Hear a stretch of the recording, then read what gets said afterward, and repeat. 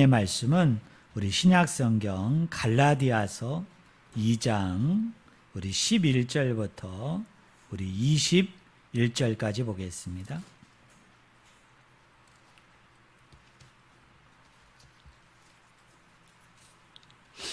제가 가지고 있는 성경책은 신약성경 303쪽입니다.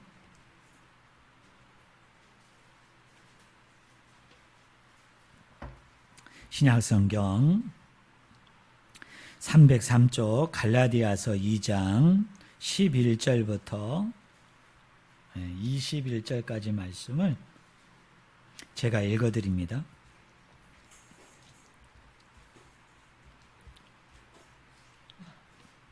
제가 읽습니다. 게바가 안디옥에 이르렀을 때에 책망받을 일이 있기로 내가 그를 대면하여 책망하였노라.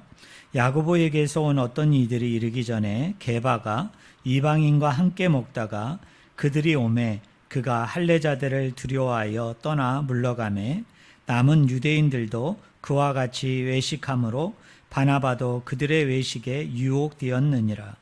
그러므로 나는 그들이 복음의 진리를 따라 바르게 행하지 아니함을 보고 모든 자 앞에서 게바에게 이르되 내가 유대인으로서 이방인을 따르고 유대인답게 살지 아니하면서 어찌하여 억지로 이방인을 유대인답게 살게 하려느냐 하였노라. 우리는 본래 유대인이요 이방 죄인이 아니로되 사람이 의롭게 되는 것은 율법의 행위로 말미암음이 아니요 오직 예수 그리스도를 믿음으로 말미암은 줄 알므로 우리도 그리스도 예수를 믿나니 이는 우리가 율법의 행위로서가 아니고 그리스도를 믿음으로써 의롭다함을 얻으려 함이라. 율법의 행위로서는 의롭다함을 얻을 육체가 없느니라. 만일 우리가 그리스도 안에서 의롭게 되려 하다가 죄인으로 드러나면 그리스도께서 죄를 짓게 하는 자냐? 결코 그럴 수 없느니라. 만일 내가 헐었던 것을 다시 세우면 내가 나를 범법한 자로 만드는 것이라. 내가 율법으로 말미암아 율법에 대하여 죽었나니 이는 하나님에 대하여 살려 함이라. 내가 그리스도와 함께 십자가에 못 박혔나니 그런즉 이제는 내가 사는 것이 아니요 오직 내 안에 그리스도께서 사시는 것이라. 이제 내가 육체 가운데 사는 것은 나를 사랑하사 나를 위하여 자기 자신을 버리신 하나님의 아들을 믿는 믿음 안에서 사는 것이라.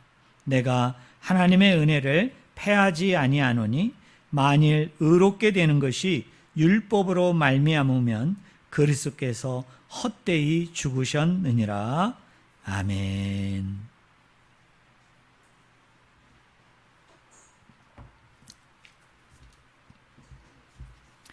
오늘 같이 읽은 본문 말씀을 가지고 그리스도 선물이란 제목으로 같이 하나님의 말씀을 우리가 나누기를 원합니다.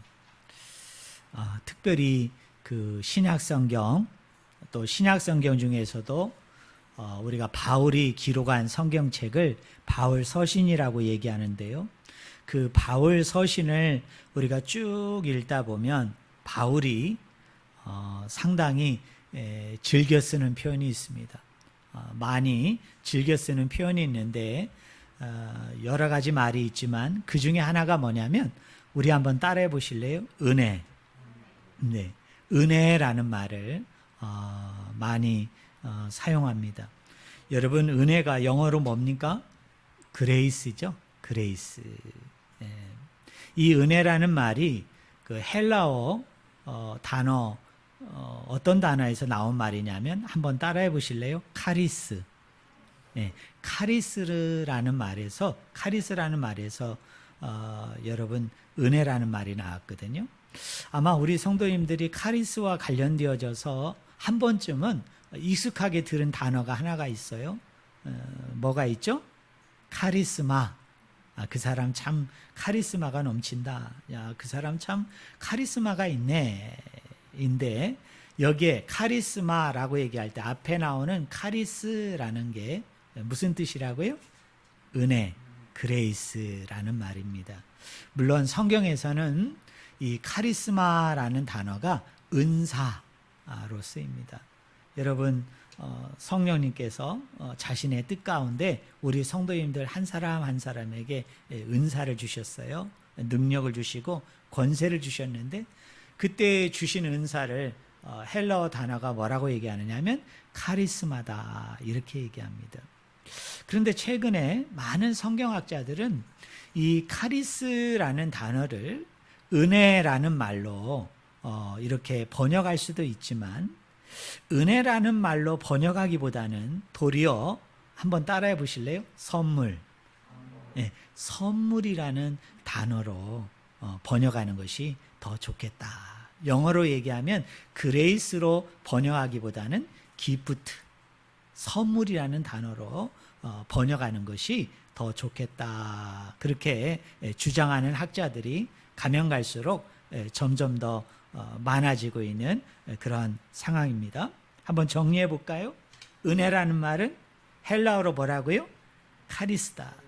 근데 이 카리스라는 말을 현대의 학자들은 은혜라는 말로 번역하지 않고 무슨 말로 번역한다?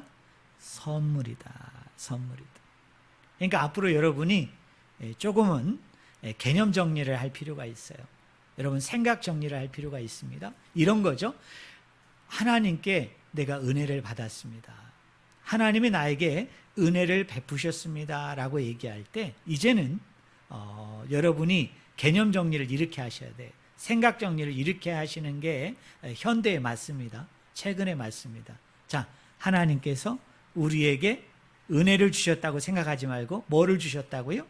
선물을 주셨다. 네. 또 하나님이 우리에게 은혜를 베푸셨다라고 이해하기보다는 하나님이 우리에게 뭐를 베푸셨다고요? 선물을 베푸셨다. 이렇게 이해됩니다. 그 이유가 있어요. 왜 이 카리스라는 단어를 은혜라는 말보다는 선물이라는 단어로 우리가 이해해야 되는지. 이 카리스라는 말에는 세 가지 의미의 뜻이 있습니다. 첫 번째 의미는 뭐냐면 하나님으로부터 받는다라는 의미가 있어요. 첫 번째 의미가 뭐라고요? 하나님으로부터 뭐한다? 받는다. 그게 뭐라고요? 그게 카리스입니다. 그게 선물이죠. 두 번째 의미는 좀 더 세부적이면서도 좀 더 넓은 의미로서는 이 은혜라는 말이, 카리스라는 말이 단지 하나님께 내가 뭔가를 받는 것만 은혜다, 선물이다 라고 얘기하지 않고, 특별히 바울 서신을 보면요, 이 카리스라는 말이 다음 주에 제가 좀 더 이 부분에 대해서 집중적으로 설교를 할 텐데, 이 선물이 카리스라는 단어가 가지고 있는 두 번째 의미는 뭐예요? 내가 다른 사람에게 호의를 베푸는 것, 내가 다른 사람에게 뭔가 은혜를 베푸는 것, 내가 뭔가 다른 사람에게 사랑을 베푸는 것, 그를 불쌍히 여기고 측은히 여기고 긍휼히 여기는 가운데 내가 뭔가 그 사람에게 도움을 주는 것도 성경에서는 무슨 단어가 쓰인다고요? 카리스다라고 얘기합니다. 그리고 마지막 세 번째, 카리스가 가지고 있는 단어의 의미는 좀 어려운 단어입니다만 유카리스티아라는 말이 있어요. 이게 뭐냐면 감사라는 헬라어거든요. 그러니까 감사한 거, 감사를 고백하고 또 감사를 돌리고, 이렇게 뭔가를 내가 받았어요. 뭔가를 내가 베품을 받았단 말이에요. 그러면 그것을 받은 사람이 그 받은 거에 감사해서, 그 받은 것이 너무나 기쁘고 즐거워서 뭔가를 내가 그 사람에게 되돌리는 것, 되돌려주는 것, 그게 뭐 감사이든 인사이든 아니면 어떤 것이든, 이것도 성경에서는 뭐라고 표현했느냐면 카리스다 이렇게 표현했습니다. 제가 왜 설교 초도 시간에 이렇게 서론 부분을 길게 설명을 드리느냐면요, 많은 교회에서 이 은혜라는 말을 사용하면서 그 은혜가 가지고 있는 그 진정한 의미, 은혜가 가지고 있는 그 참된 의미를 살리지를 못하고 다분히 너무나 이렇게 세상적으로 세속적으로 육적으로 그 은혜를 이렇게 곡해하고 오해하고 잘못 적용하는 그런 경우들이 너무나 많기 때문에 이번 시간과 다음 시간을 통해서 이 카리스라는 선물이라는 단어가 가지고 있는 영적인 의미들을 우리 성도님들이 좀 힘들겠지만 그냥 편안한 마음으로 여러분이 한번 잘 들으셨으면 좋겠어요. 이 선물이라는 단어가 사도 바울 당시에 선물이라는 단어가 가지고 있는 의미와 오늘날의 사람들이 선물이라고 얘기할 때 가지고 있는 의미가 다릅니다. 우리 성도님들에게 한번 물어볼게. 오늘날의 사람들은 선물 그러면 그 선물이 가지고 있는 의미가 뭐죠? 여러분, 오늘날의 사람들은 선물 그러면 어떻게 생각합니까? 자, 여러분 선물 다 아시잖아요. 자, 우리는 선물 그러면 뭘 생각하죠? 받는 것에 포커스를 맞추죠. 그죠?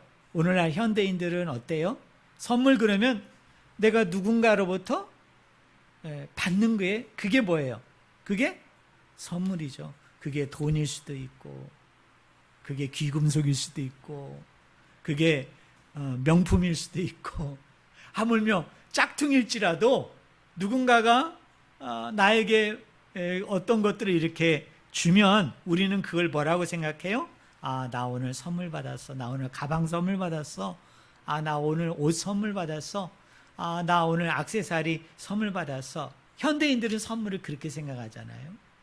그런데 이게 고대 사람들은요, 특별히 사도 바울이 목회할 당시, 예수님이 살아있을 당시, 12제자가 살아있을 당시에 고대 사람들은 이 선물을 이렇게 생각했어요.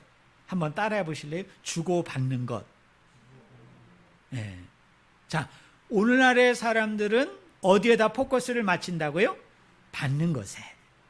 그런데 고대 사람들, 예수님 당시의 사람들은 선물을 어디에 포커스를 맞춘다고요?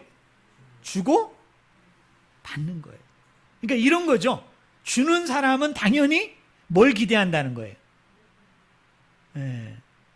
받는 걸 기대하는 거예요.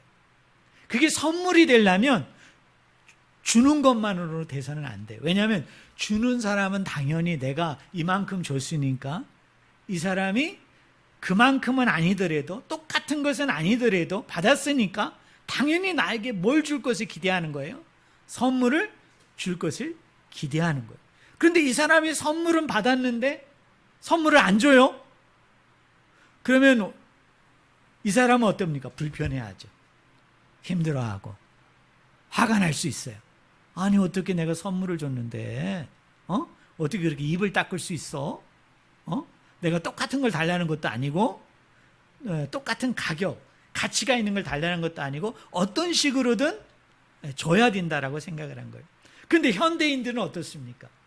자, 내가 누군가에게 선물을 주는데 그 선물을 주는 사람이 이렇게 했단 말이에요. 자, 내가 우리 집에 1+1 하나가 있는데 하나가 더 있어서 내가 당신에게 이 선물을 주는데 당신이 이거 받기만 하면 안 돼. 반드시 나에게 어떻게 해야 돼?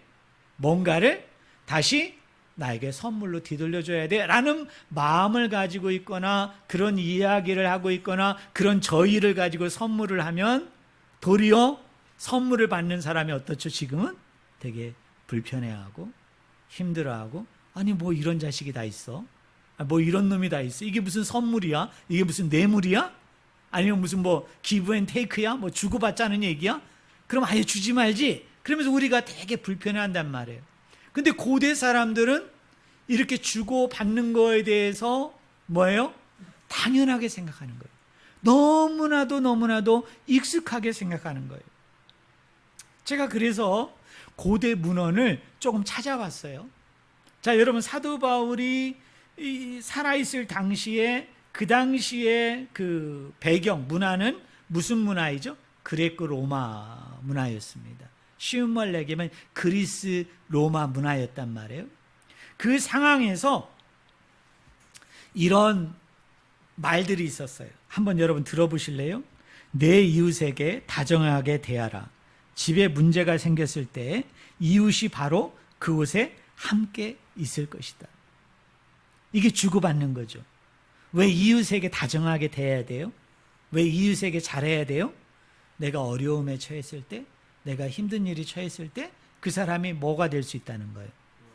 나의 도움이 될 수 있으니까 이웃에게 이렇게 선물을 늘 있으면 나눠주기를 기뻐하라는 거예요. 왜냐? 그 선물을 통해서 내가 어려움과 힘든 일이 있을 때 그 사람이 나를 도와줄 수 있지 않느냐, 이런 말이 있었단 말이에요. 또 이게 라틴어이지만 여러분 한번 들어보세요. 두 우투데스라는 말이 있어요. 이게 무슨 뜻이냐면 나는 당신이 주도록 하기 위해 준다. 그러니까 이 당시의 사람들은 농담으로 그런 말을 한 거예요. 주면서 내가 당신에게 이거 왜 주는 줄 알아? 나도 받으려고. 이런 거예요. 이런 말을 그냥 왕왕리 하면서 이렇게 선물을 주고받는 그런 일들이 이 그리스 로마 배경 가운데 있었어요. 특별히 이때는 도시국가잖아요. 그러다 보니까 이제 그 귀족들이 있었어요. 이 귀족들 사이에 어떤 풍습이 있었느냐면 좀 어려운 단어인데요. 에우엘제티즘이라는 게 있었어요. 에우엘제티즘. 이 에우엘제티즘이라는 말이 무슨 말이냐면 특별히 그리스 로마에 있는 황제도 마찬가지고 많은 그 귀족들, 좀 힘이나 있고 권력이 있는 사람들이 그 추구했던 것 중에 가장 으뜸이 되는 것을 이 사람들은 뭐라고 생각했느냐면 명예라고 생각했어요. 명예가 뭐죠? 사람들이 나를 어떻게 하는 거예요? 추앙하는 거죠. 그죠? 사람들이 나를 우러러보고 사람들이 나를 높이 보고 사람들이 나를 경배하는 거에 대해서 이 사람들은 상당한 프라이드를 가지고 있었어요. 그래서 귀족이 된다는 것은 곧 뭐냐면 많은 그 도시국가의 백성들이나 사람들에게 존경을 받고 인정을 받고 칭찬을 받고 추앙받는 거에 대해서 거의 이 사람들이 자기의 목숨을 걸 정도로 그거를 대단한 자기의 뭐로 생각했느냐 하면 프라이드로 생각을 했어요. 그럼 이 귀족들이 명예를 받기 위해서 많이 했던 행동들이 뭐냐면 이런 거예요. 어떤 도시에 공공의 건물들을 귀족들이 막 세우는 거예요. 예를 들자면 막 돈 많은 사람들은 경기장을 만들고요.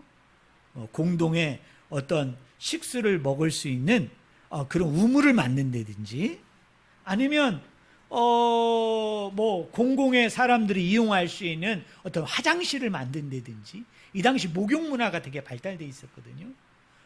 공공의 사람들이 이용하는 목욕탕을 막 만들었어요. 그런데 우리 상식으로는 옛날에 귀족들은 어떻게 하죠? 자기가 자기 돈을 출혈해서 그거를 만들기보다는 어떻게 하죠?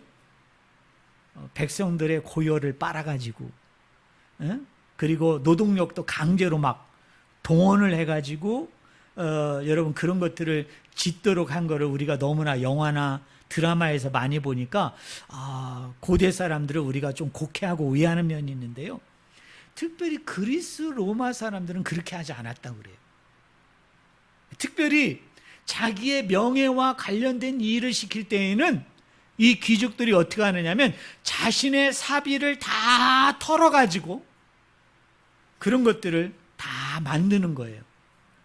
그럼 귀족들이 왜 이런 걸 만들었을까요? 그곳에 있는 일반 백성들과 사람들이 자, 목욕탕을 이용합니다. 자, 공공 수도시설을 이용해요. 경기장을 운영해요. 극장을 이 사람들이 사용한단 말이에요. 그러면서 이 사람들이 뭐라고 얘기했을까요? 이 극장을 만든 사람이 말이야. 이 누구인데? 야, 그 사람 정말 대단한 사람이야. 왜냐하면 돈이 많은가 봐. 이 엄청난 경기장을 만드는데 세금도 한 푼도 안 쓰고 그렇다고 우리를 강제로 뭐 노동력을 동원을 하거나 우리의 고려를 빼지 않고서 자기의 전 재산을 다 털 정도로 그렇게 가져와 가지고서 이렇게 훌륭한 경기장을 만들고 훌륭한 뭐예요? 극장을 만들고 훌륭한 목욕탕을 만들고 이렇게 우물을 만들어서 우리에게 이런 편의를 제공하네. 그러면서 어떻게 합니까? 그 사람을 막 이렇게 찬양하는 거예요. 그 사람을 막 높이는 거예요. 여러분, 막 세우는 일들이 일어나면서 이 귀족은 그거를 통해서 뭐를 하게 되는 거죠? 되게 행복해하는 거예요.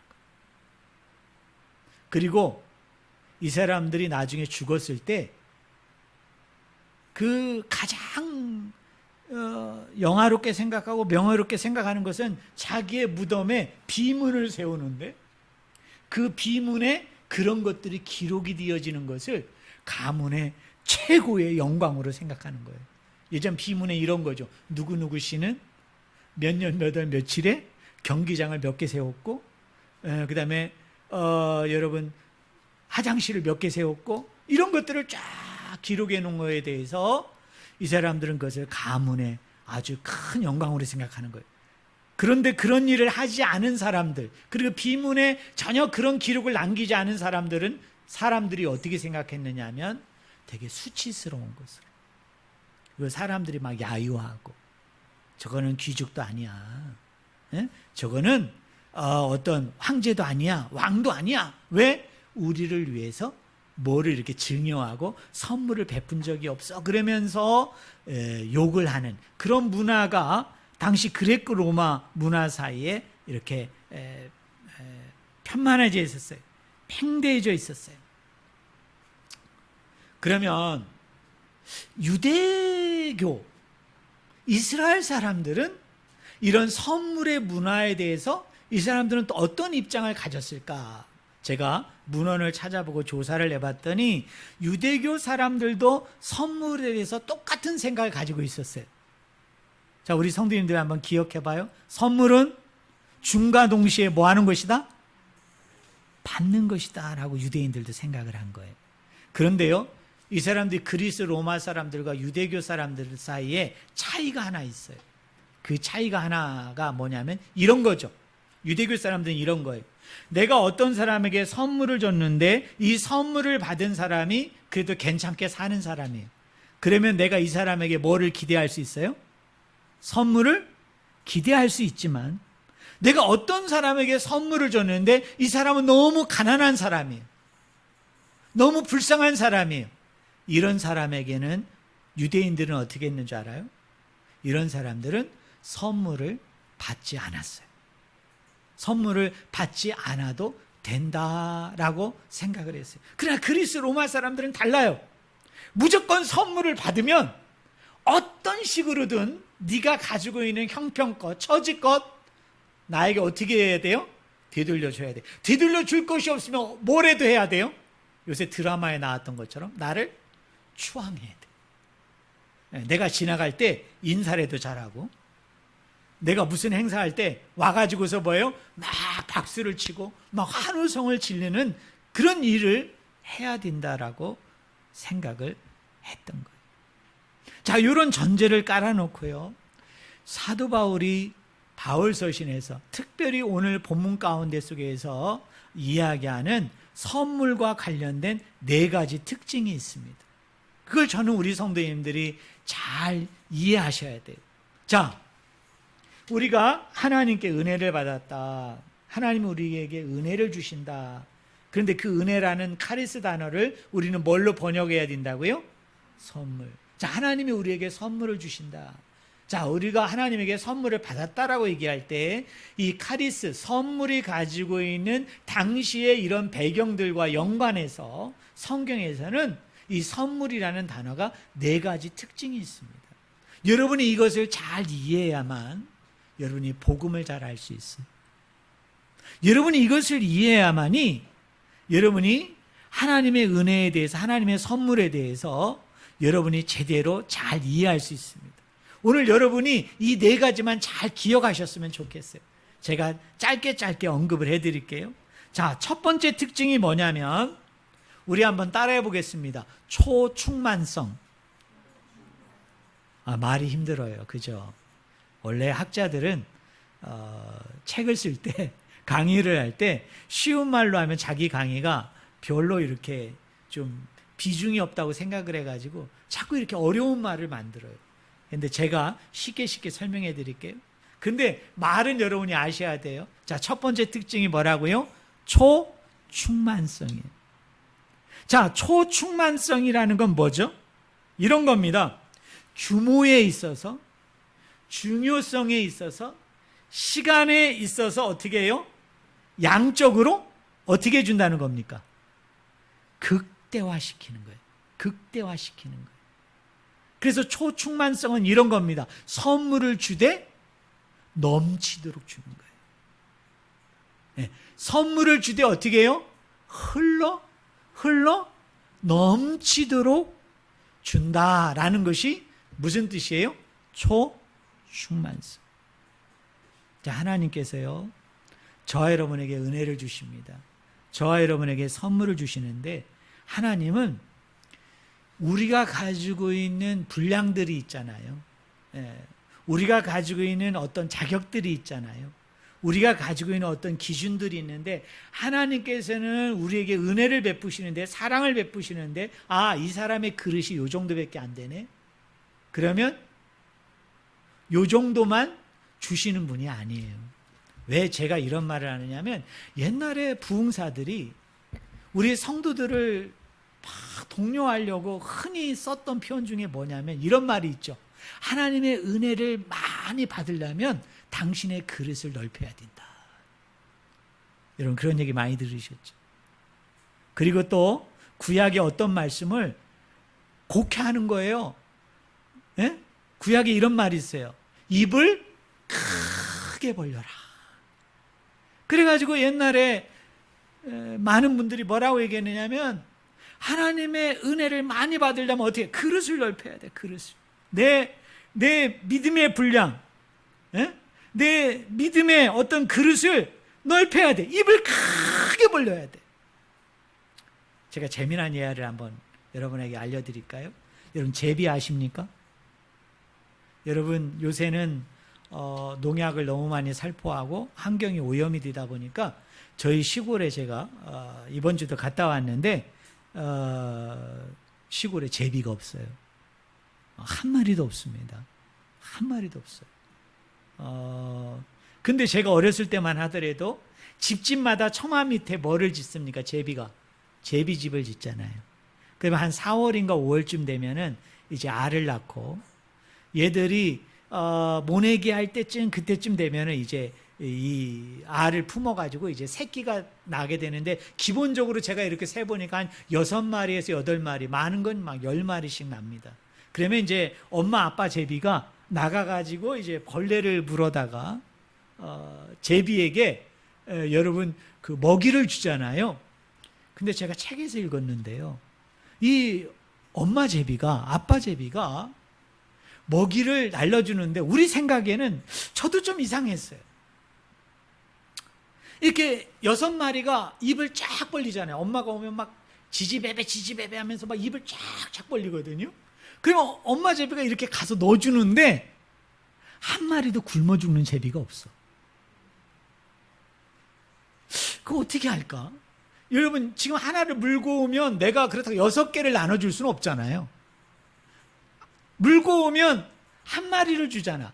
그럼 다음에 오면 또 한 마리를 주는데 제비가 머리가 좋아서 야, 순서를 딱 매겨놓는 거예요. 지금 1번 제비 줬으니까 나가서 야, 이번엔 2번, 3번, 4번, 5번, 6번 이렇게 줄까요?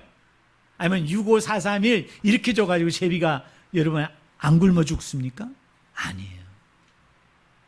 저는 책에서 읽었는데 대단하더라고요. 그게 뭐냐면 먹이를 먹은 제비와 먹이를 먹지 않은 제비가 입을 벌리는 사이즈가 틀리대요. 새끼 제비가 방금 전에 먹이를 먹었잖아요. 그럼 얘가 배고파서 입을 벌리는 거와 나는 여태까지 먹이를 못 먹었어, 그런 상태에서 아기 제비가 입을 벌리는 거와 누구 입이 더 클까요? 먹지 않은 제비의 입이 훨씬 크기 때문에 엄마 제비는 그 입의 크기에 따라서 어떻게 하냐면 먹이를 준대. 근데 우리 하나님이 이런 하나님이신가요? 우리 하나님은 그런 하나님이 아니세요. 내가 그릇이 엄청나게 크기 때문에 하나님은 그만큼 나에게 주시고, 내 그릇이 작기 때문에 하나님은 그거에 맞춰가지고, 그래 네 믿음의 그릇이 이거밖에 안 되는구나, 야 네 사랑의 그릇이 이만큼밖에 안 돼, 이런 괘씸한 놈 같으니 내가 10개를 줄 수 있는데 너는 1개만 줄게. 그런데 옆에 보니까 이 사람은 막 믿음이 10이야, 아니 100이야, 1000이야. 야, 너 대단하구나. 마치 달란트 비유에서 얘기하는 것처럼 5달란트를 남겼어? 그래, 내가 더 줄게. 해가지고 더 주시는 그런 하나님이 아니라는 거예요. 초충만성이라는 건 뭐냐면, 우리의 기준과 우리의 여건과 우리의 상황에 상관없이 우리 하나님은 은혜를 주시는데, 사랑을 주시는데 어떻게 주신다고요? 넘치도록 주신다. 그게 은혜가 가지고 있는 첫 번째 특징이 뭐냐면 초충만성이에요. 자, 이제 아시겠죠? 우리 하나님은 은혜를 주시는데 어떻게 주신다고요? 흘러넘치도록 주신다. 흘러넘치도록 주신다. 할렐루야. 여러분 집에 가면 초충만성 기억 못해요. 그러니까 제 해석을 기억하셔야 돼. 넘치도록 주신다. 자, 두 번째로 이 선물이 가지고 있는 성경 안에서의 두 번째 두드러진 특성은 이런 겁니다. 한번 따라해 보실래요? 우선성. 우선성이에요. 우선성이 뭘까요? 시간 개념으로 우선성이에요. 그럼 시간 개념으로 우선성이 뭘까요? 선물을 주는 시점이 우리가 어떤 일을 하기 이전에 하나님이 선물을 주십니다. 할렐루야. 지금까지 여러분 어떻게 들으셨어요? 교회 다니면서? 여러분 자세히는 안 들었지만 흘러들으면서 뭐예요? 우리 하나님은 어떤 하나님을 들으셨어요? 내가 어떤 일을 하느냐에 따라서, 내가 어떤 수고를 하느냐에 따라서 하나님은 그때그때 나에게 주시는 분으로 여러분 그렇게 들으셨잖아요. 기도 많이 해라, 헌금 많이 해라, 봉사 많이 해라, 헌신하고 희생 많이 하라. 저도 작은 교회 목사로서 여러분들에게 그렇게 설교하고 싶은 유혹이 있을까요, 없을까요? 유혹이 있어요. 여러분 많이 충성하십시오. 여러분 많이 헌신하십시오. 여러분 많이 희생하십시오. 그럼 하나님은 여러분을 놀라웠게 축복해 주실 겁니다. 여러분 이거 얼마나 여러분 이거 너무나 편한 설교 아니에요? 근데 이런 이야기는 어디 가서 들어야 되느냐 하면, 옛날에 오일장터에 가보면 가짜약 파는 사람들이 있었어. 예? 여러분 그 사람들이 하는 얘기예요. 성경은 그렇게 얘기하지 않아요. 자, 하나님의 선물의 우선성이 뭐냐면, 우리가 어떤 일을 하기 전에, 우리가 하나님 앞에 어떤 일을 행하기 전에 하나님은 이미 뭐예요? 선물을 우리에게 주시는 분이에요. 여러분 이해되십니까? 자, 할 얘기가 많은데 빨리빨리 넘어갈게요. 자, 세 번째가 뭐냐면, 따라하세요. 비상응성. 여러분 따라 보세요. 비상응성. 이 말도 되게 힘들죠. 이 말은 선물과 받는 사람이 늘 매치되는 게 아니에요. 쉽게 얘기하면 뭐냐면, 한번 따라해 보세요. 자격 없는 자에게 주어지는 선물. 그게 비상응성이에요. 상응성은 뭐죠? 한 만큼. 그런 기준이나 자격이 있는 사람에게 선물을 주는 거죠. 예? 회사에서 여러분 보너스 주잖아요. 성과급 주잖아요. 성과급을 예를 들은 게 좋겠다. 여러분 회사에서 기본 월급 외에도 어떤 연말에 가면 성과급을 주는데, 왜 성과급을 어떻게 줍니까? 그 사람이 한 만큼, 남긴 만큼, 수고한 만큼 그거에 맞추어서 차등으로 주잖아요. 다 똑같이 주지는 않아요. 제가 공공기관에 가서 제가 신우 예배를 인도하는데, 우리나라 공공기관은 그 몇 번에 걸쳐 가지고 평가를 받아요. A, B, C, D, E. 그래서 D나 E나 C 등급을 받으면은 우리 공공기관에 다니는 우리 공무원 아저씨들은 성과급이 없어. 그러니까 A나 B등급을 받아야 A등급은 좀 더 많이 받고 B등급은 그거에 못 미쳐서 받아요. 그래서 이 사람들이 그 평가에 대해서 아주 민감할 수밖에 없는 거죠. 근데 우리 하나님께서는 우리에게 선물을 주시는데, 은혜를 주시는데 상응성이 아니라 비상응성 선물을 주십니다. 비상응성 은혜를 주십니다. 우리가 뭐가 없어도 자격이 없어요. 우리가 그거를 받을 만한 어떤 것들이 없어도 하나님께서는 어떻게 해요? 은혜를 우리에게 베풀어 주십니다. 저는 여러분들이 그것을 꼭 믿기를 주님의 이름으로 간절히 축원을 드립니다. 마지막 네 번째입니다. 한번 따라해 보실래요? 유효성. 유효성이에요. 자, 하나님이 주시는 선물은요, 우리가 받게 되어지면 이 선물이 우리를 변화시킵니다. 그리고 이 선물 자체가 우리로 하여금 하나님께 순종하도록, 하나님께 복종하도록, 하나님의 말씀과 뜻에 따르도록 그렇게 만들어줍니다. 이것이 뭐예요? 이게 유효성이에요. 그렇기 때문에 정말 하나님의 은혜를 경험하고, 정말 하나님의 은혜를 체험하고, 정말 하나님의 은혜를 소유한 사람은 내가 뭔가를 하고 싶고, 내가 뭔가를 이루고 싶고, 내가 뭔가를 수고하고 싶어가지고 내가 아버지 앞에 복종하고 헌신하고 충성하는 게 아니에요. 이런 은혜를 받은 사람은, 이런 선물을 받은 사람은 그 선물 자체가 내 마음을 바꿔요. 내 생각을 바꿔요. 내 몸을 바꾸어요. 그래서 뭐냐면 자발적으로 기뻐하고 즐거워하고 감사하는 마음을 불러일으킴을 통해서 하나님의 일을 하도록, 그렇게 하나님의 일을 기쁨과 즐거움과 감사를 가지고 하는 사람으로 그렇게 나를 바꿔놓습니다. 변화시켜놔요. 만들어 놓아요. 그것이 뭐냐? 선물이 가지고 있는 네 번째 특성인 거예요. 자, 그럼 우리 정리해 볼까요? 좀 어렵습니다. 첫째는 초충만성이라고 그랬어요. 자, 초충만성이 뭐죠? 하나님께서 우리에게 은혜를 주시되 어떻게 주신다? 넘치도록 주신다. 야, 우리 성현이가 너무 대답을 잘했어요. 흘러 넘치도록 주신다. 여러분 믿으십니까? 네. 두 번째, 우선성. 내가 무엇을 하기 이전에 하나님의 은혜는 먼저 찾아옵니다. 하나님의 사랑은 먼저 찾아옵니다. 그러니까 전후가 바뀌면 안 돼요, 여러분. 전후가 바뀌면 안 돼요. 내가 뭘 했기 때문에 하나님이 은혜를 주시는 게 아니에요. 뭐예요? 하나님이 나에게 은혜를 주셔서 나로 하여금 변화시킨다고 그랬죠? 맨 마지막이. 그래서 어떻게 한다고요? 나로 하여금 기쁨과 감사와 즐거움을 가지고 그 일을 하도록 하는 거예요.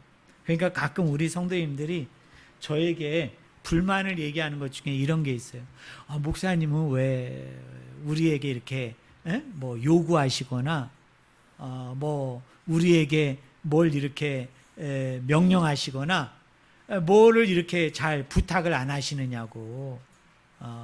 저희 교회 보면 다른 교회에서 이렇게 신앙생활에 다 오신 분들 계시거든요. 그러면 자기가 먼저 있던 교회에서는 아마 그렇게 하셨나 봐요. 이것도 좀 해주시고 이것도 좀 해주시고 좀 이것도 좀 해주셨으면 좋겠습니다 라는 얘기예요. 근데 저는 그건 복음의 원리가 아닌 것 같아요. 그건 말씀의 원리가 아닌 것 같아요. 저는 적어도 우리 교회는 제가 여러분에게 뭘 부탁하고 뭘 지시하고 뭘 명령하고 뭘 하자고 해서 하는 게 아니라 여러분이 은혜를 받은 만큼 저는 이걸 믿는 거예요. 여러분이 은혜를 받으면, 여러분이 하나님의 사랑을 경험하면 하나님이 그 일을 할 수 있는 사람으로 하나님이 만드신대요. 제가 만드는 게 아니에요. 제가 부탁하고 설득해서 그렇게 되는 게 아니라 정말 하나님의 은혜가 임한 사람, 하나님의 사랑이 임한 사람은 그런 사람으로 하나님이 만들어주신대요. 그런 사람으로 만들어지게 되다 보면 누가 얘기하고 강요하고 설득하지 않아도 자기가 기쁨과 즐거움과 감사를 가지고 그 일을 한대요. 저는 이걸 믿는 거예요. 왜? 말씀이 살아있기 때문에. 좀 더디더라도, 시간이 좀 오래 걸리더라도 어떻게 해야 돼요? 제가 기다려주고 있는 거예요. 여러분 은혜 많이 받아서, 사랑 많이 받아서, 목사님 저 이거 한번 해볼래요? 목사님 저 이런 쪽으로 한번 해볼래요? 그렇게 해서 여러분 교회가 이루어져야 되지, 어떤 분이 지도자가 돼서 이것도 명령하고 저것도 명령하고 이것도 명령하고 저것도 명령하니까 거기서 막 질투도 생기고 시기도 생기고 거기서 막 싸움이 나는 거예요. 그러면서 교회가 어떻게 해요? 어지럽고 힘들어지는 거예요. 우리는 행복을 위해서 만났는데, 우리는 감사하기 위해서 만났는데, 교회에 가보면 사람들과의 관계 때문에, 교회의 어떤 일들 때문에, 제가 부교역자 시절에 교인들이 막 싸우는 걸 너무나 많이 본 거예요. 상처받은 걸 너무나 많이 본 거예요. 그러면서 제가 개척할 때 무슨 생각을 했느냐, 좀 더디더라도, 좀 성장이 잘 이루어지지 않더라도 나는 그런 목사는 안 돼야 되겠다. 나는 우리 성도들이 무슨 일 때문에 그 일을 하는 와중에 서로 감정이 상해서 의견이 맞지 않아서 싸우고 다투고 그런 일 없었으면 좋겠다. 아예 안 하는 게 낫지. 왜 일을 하면서 서로 저렇게 미워하고 지시하고 투기하고 왜 상처를 주나? 저건 어디 세상에 일에서나 그런 거지 교회에서는 그래서는 안 되겠다는 생각. 자, 세 번째가 뭐죠? 비상응성이에요. 여러분, 비상응성이 뭐라고 그랬어요? 네? 네, 자격이 없어도 주어지는 은혜, 자격이 없어도 주어지는 사랑이에요. 물론 우리가 자격을 다 갖추면 얼마나 좋겠습니까? 하지만 하나님 말씀 아래에서 자격 없는 사람은 아무도 없어요. 그 다음에 맨 마지막이 뭐예요? 네? 무슨 성이라고 그랬어요? 유효성. 여러분 은혜를 받으면 어떻게 돼요? 변화가 일어난다 그랬죠. 은혜를 받으면 어떻게 됩니까? 그런 사람으로 하나님이 만들어 주신다는 거예요. 만들어 주신다는 거예요. 저는 여러분들이 이런 은혜, 이런 사랑을 늘 경험하고 체험했으면 좋겠습니다. 자, 오늘은 일부만 했어요. 제가 여기서 또 더 얘기하면 이거 1시간 더 걸립니다. 그래서 다음 주 설교는 한 주 더 연기하고 이번 주 설교는 여기서 일부 마치고 우리 다음 주에 만나면 본문 속에서 이 4가지 특징들이 또 어떻게 나타나는지 우리가 갈라디아서 2장 19절, 20절, 21절, 본문은 깁니다만 이 3절을 우리가 주도적으로 살펴보면서 선물에 대한 은혜, 은혜에 대한 이해를 우리가 잘 가졌으면 좋겠습니다. 자, 결론적으로 얘기합니다. 하나님의 은혜는 흘러넘칩니다. 그러니까 하나님의 은혜는 내가 뭔가를 하기 이전에 이미 주어집니다. 하나님의 은혜는 내가 자격이 없고 내가 그런 기준이 없어도 하나님이 나를 미쁘게 보아주시사 베풀어 주세요. 그리고 뭡니까? 은혜를 받아야, 사랑을 받으면 그것이 유효해서 어떻게 해요? 나를 변화시킵니다. 나를 그런 사람으로 만들어줍니다. 저는 여러분들 이것을 믿으셨으면 좋겠어요.